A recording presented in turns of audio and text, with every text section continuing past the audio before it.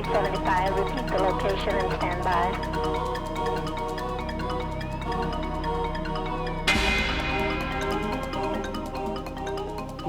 He wasn't interested in anything, just going out and getting high.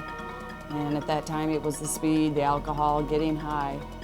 And I'd always be really glad that he was asleep or be glad that he was out sometimes, just for the peace in the household, because of there was so much arguing, about him, being on the drugs all the time and stuff. It was a constant fight.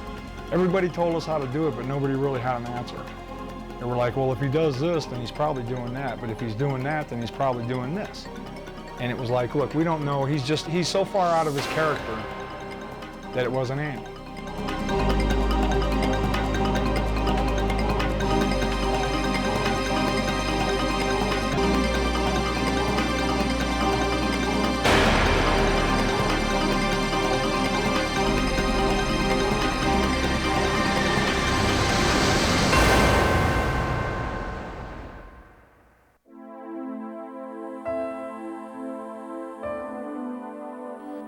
Andrew wasn't born angry, quite the contrary. His family and friends remember his early childhood as warm, friendly, and quite a likable kid. He was reared in a two-parent household with a family that loved him dearly. What happened to Andrew can best be told by Andrew, who is in jail now serving time for various offenses. What happened to his family can only best be told by his mom and his dad, and how his behavior affected the entire dynamics of the family. Before Andrew left for jail, he cared enough, as did his mom and dad, to share his life story. Andrew's story begins when he got off the bus one day and hooked up with the wrong crowd. So I was just like, I became friends with them. They just came over by the bus one day, I guess coming from the high school or something, and they just asked me. It was at the bus stop by the school where Andrew was asked if he wanted to get high. This was the beginning of the end of Andrew's life as he once knew it. His first high led him out to the desert, not knowing where he was. Then, eventually finding his way back home to where his mother suspected Andrew was on something.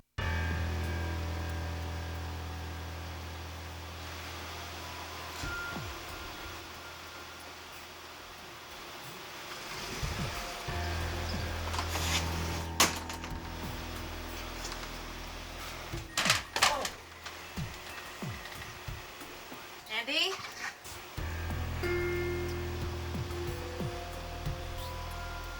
Andy?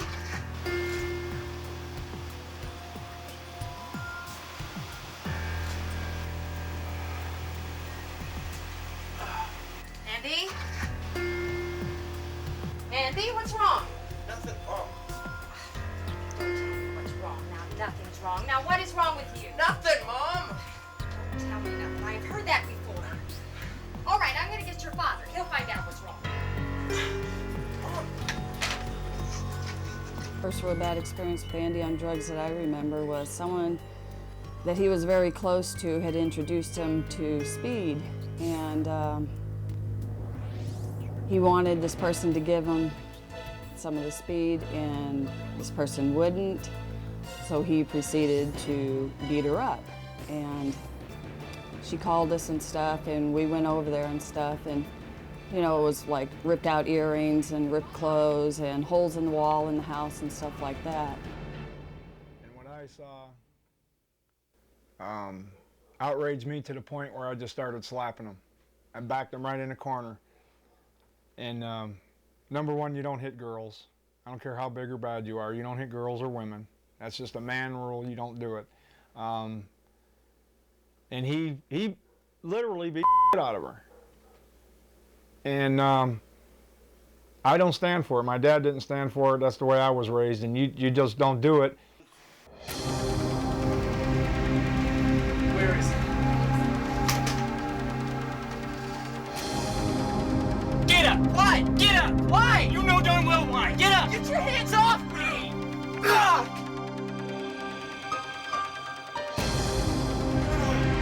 Why'd you do that? You know darn well why I did that. Don't sit there and tell me why. You keep your hands off your sister, you got me? Right! Jeez! Are we straight on this? Yes! All right! Next, I just I liked it, and I thought, well, maybe if I didn't smoke as much, the high would feel better. And I started smoking it every day. Every day. I go to the guy's house that introduced me to it. I just kept going to their house every day, day after day. And then finally I just started buying it myself. Funding a drug habit is expensive. There is never any peace, and there is never enough drugs. You are always looking for the next fix to try to get that high you once got long ago. It just never ends. Never. I went over there after school, and I was like, hey, you got any more of the weed? And he was like, yeah, I get some for my brother for $2. And he was like, I get a joint for $2. And I was like, all right, we'll get some, and we'll go smoke. And he was like, all right. And he did that, and we went and smoked. One of the biggest issues in dealing with drugs is control. We lose control when we get into drugs. At least after the first time. The first time is a choice. After that, it's gone. And all we have left is a loss of control. It's an addiction, just like any other addiction, whether it's alcohol, drugs, food, work, whatever. It's still an addiction. Denial is one of the factors that we look at, or the issues that we look at. And along with that comes lethargicness. Along with that comes confrontational type behavior. And denial can happen to both ways, with the parents, with the child. The parents look at it and say, well, you know, he or she is too young to be taking drugs. And yes, lo and behold, it is drugs. And the denial on the part of the child taking the drugs, oh, I can handle this. This is no problem. I can stop it any time I want to. And it's too late. I let that drug take control of me, and even though you can't control a drug, but you can do the best of your ability. But I just let that drug control me. I let my mind think without thinking twice. When one is on drugs, stealing, taking things, doesn't matter to them at all. What matters is getting their next fix. So if it's available to them, they will take it. They will take it by hook or by crook. And if they have to break in and burglarize a home in order to get whatever pieces of equipment or guns or televisions or computers, they're going to do it. They're just like they would hold somebody up on the street or in a grocery store or in a convenience store. It doesn't matter.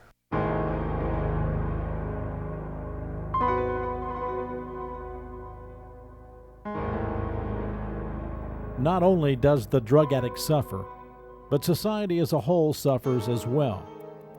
The money has to come from somewhere, and much too often it comes from robbing homes. And after ransacking the house for anything perceived of value, guaranteed it will be sold on the black market for pennies on the dollar.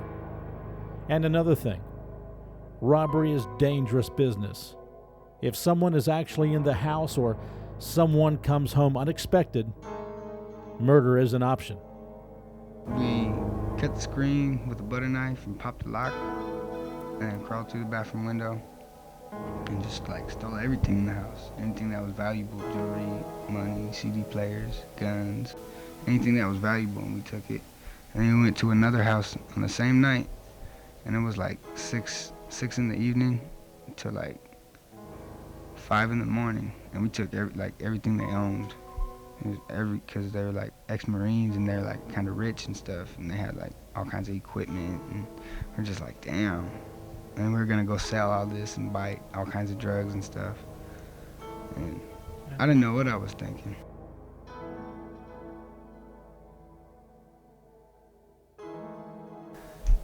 on the way back, he was like, "You scared to rob another house, huh?" And I was like, "I ain't scared."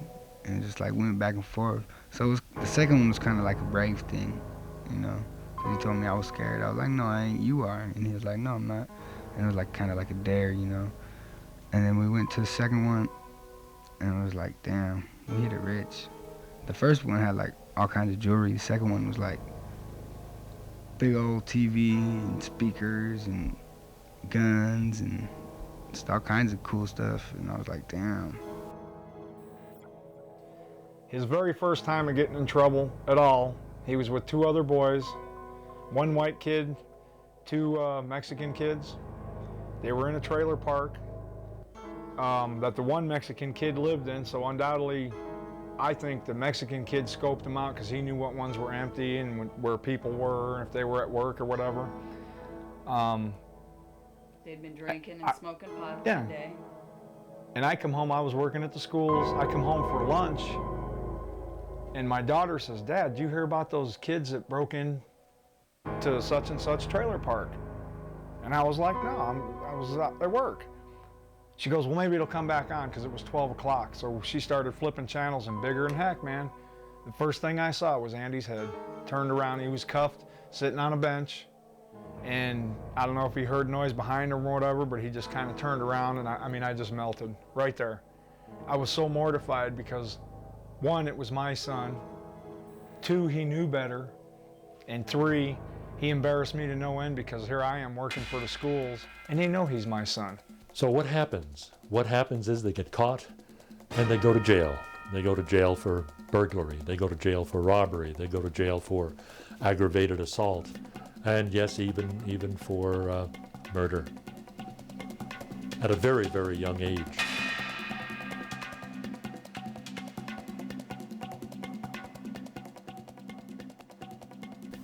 Actually, it was me just walking out of the room and catching her, getting ready to snort a line on the mirror. What's And I was that? like, "What the hell you doing?" And she like got startled, and she was like, "You can't tell Peter, you can't tell Mom and Dad, no one can know." And I was like, all right, I won't tell, just because she was my sister, you know. And I was like, all right, cool. Because she knew that I was smoking weed, and she was smoking weed, but we never got high together. And she was like, "You want to try this?" And I was like, "How does it make you feel?" And she goes, "It's going to make you like hyper. It's going to make you want to work or do something."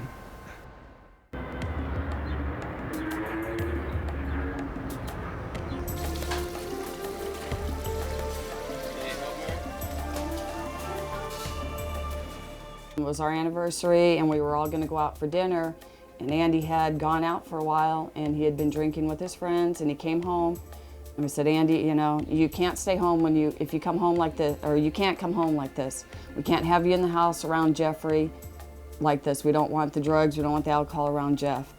And so he would try and fight Jim, and there was just times that we'd both have to restrain him, put him down on the ground and hold him until we could get control of him.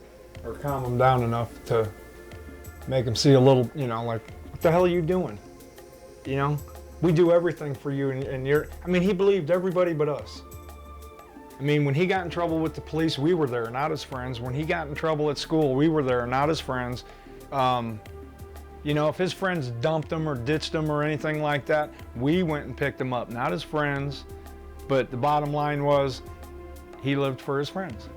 So, who is more important to the person on drugs? Is it the family or is it the friends?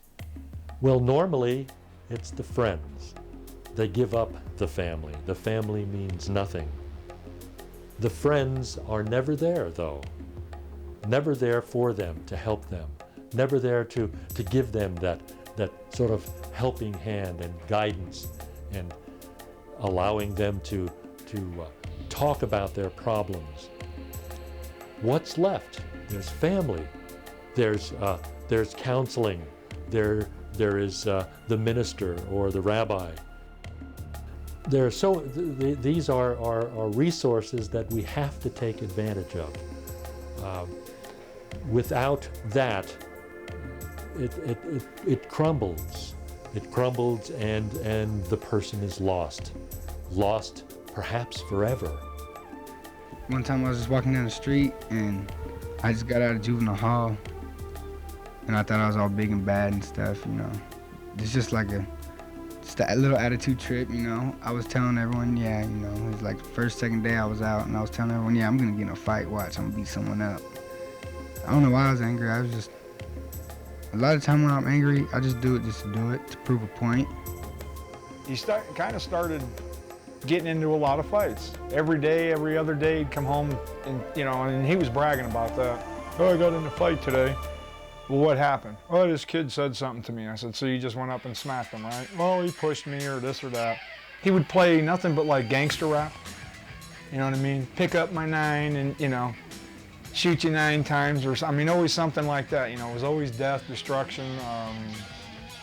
I'm not really blaming it on music. It's an enhancement to the problem. But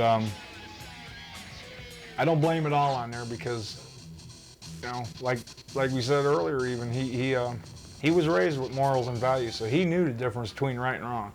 His favorite thing to do was to play me and Jim kind of like against each other.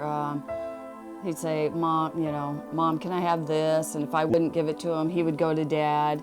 And he would just play us back and forth. And then one time we just, you know, where I was talking to Jim, I was going, dang, he's really getting good. I go, you know, he doesn't get from you, so he comes to me, doesn't get from me, goes to you. I go, you know, if we start being a joint force and, you know, just, you know, Andy, you know, this is the way we both feel, this is the way it's gonna be, you know, maybe, you know, he'll start seeing it and he'll quit playing us. And he would get so angry because he would try going back and forth again, and he just couldn't budge either one of us. We had become a joint force, you know, we've got to get him, you know, to quit this stuff. You know, he's got to go to school, he's got to quit the drugs, he's got to get into a rehab program. So what do we look at? What are some of the other issues that are involved with drugs? Well, we look at lying, we look at one being in denial, and just the manipulation of other people. No one else matters. One is very self-centered. One is very selfish when it comes to drugs. You know, and today when I think about it, not just today, but, you know, a lot of times through the years, maybe if we would have, you know, kept him more busy. Andy was, you know, he was always a kid that had to be kept busy, and maybe, you know, we didn't spend nearly as enough time with him as we should have. He's got 3 other brothers and sisters, and we try and share all our time with, you know, each one of them and stuff. And Andy always seemed to be the one that required just a little more attention than everybody else did. And we see Lynn going through frustration, and it's a feeling of being torn apart. She knows what's right, she knows what she has to do, but she also knows that Andrew is her son. So what is going through her mind? There's a lot of guilt. She feels very guilty because perhaps she could have done something different to prevent this. She feels very frustrated because whatever she tries hasn't worked. Her son is in jail, and she has that guilt. So that's really what's going on inside of her. I blame myself in a sense because maybe I didn't spend enough time with him. Maybe I chose the wrong road with him. Maybe I should have shared more of his interests. Sometimes I get to be a little self-centered, I guess. And Andrew's father, although he feels guilty, although he feels like a failure, I think we have to empathize with him and thousands of others just like him, because of the frustration, because of what they go through as a family and the dynamics that are involved in trying to hold this family together. So he and others like him need to get the help. They need to go to just a family counseling to help put back this family together, to help them get through all that is necessary, all that has to happen in order for this family to heal. I learned respect for myself and other people and their things, but And there's like, you got no freedom. You know, what if I want to go outside and smoke a cigarette? I can't even go outside when I want, you know, let alone pee and poop. You know, it's like, damn. So what about the end result of all of this mayhem? And that's jail. And that's where Andy is right now. And he'll do his time. But what about the family? What will happen to them? What will they need to do in order to put their lives back together? They need to be able to go into counseling. They need to be able to talk to the counselor or the rabbi, the priest, or the minister. You have to be aware that tough love is one of the alternatives. And being tough doesn't mean cruel. Being tough doesn't mean that you don't love the child. Loving the child means getting some help. Get between your child and the drugs any way you can.